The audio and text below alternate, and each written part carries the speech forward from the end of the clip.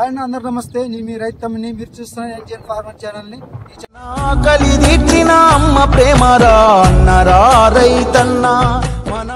చాలా మళ్ళీ రైతు అయితే ఇంటర్వ్యూ చేయడానికి వచ్చాము. మళ్ళీ ఈ రైతు పేరు మళ్ళీ ఏ ఊరో మనం తెలుసుకున్నాం.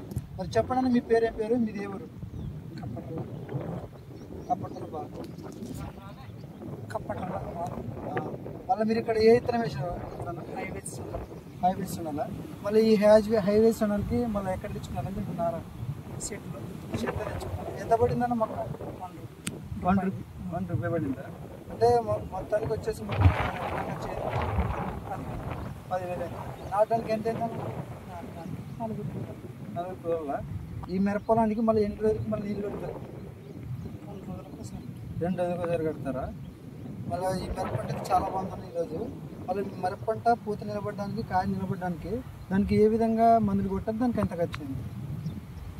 ఖర్చు ఇది బాగానే వస్తుంది. 20,000 దాకా 30,000 దాకా వస్తుంది. ఇప్పటికి ఎంత అయిందన్న? మామూలుగా 30,000 మందులకి, స్పేర్ మందులకి, ఎరువులకి అయితే అయిపోయింది. మళ్ళీ ఇక్కడ కలిపి తీయడానికి అలాగే తెప్పడానికి ఎంత ఖర్చు అయిందన్న? లేబర్ని బట్టి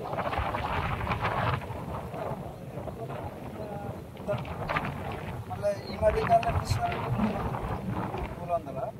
మళ్ళీ మిరపంట చాలా బాగుంది. మళ్ళీ మీరు కూడా ఒక రైతుకి ఏ విధంగా మీరు సలహా ఇవ్వాలనుకుంటున్నారు ఇలాంటి పంటలు వేయాలని?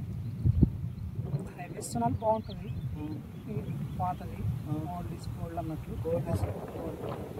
మరి చాలా బాగుందన్న, పంట కూడా బాగుంది.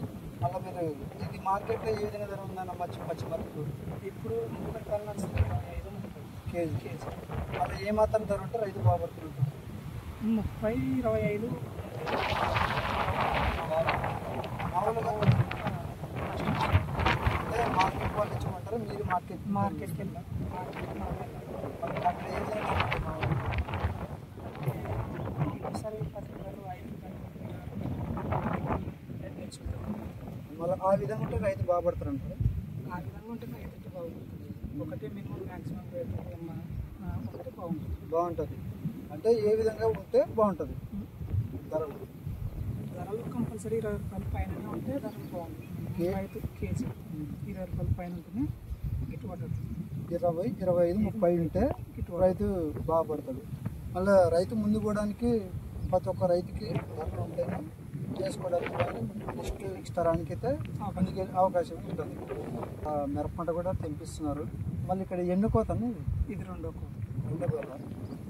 చాలా మంచిగానే ఇంటర్వ్యూ ఇచ్చినారన్న.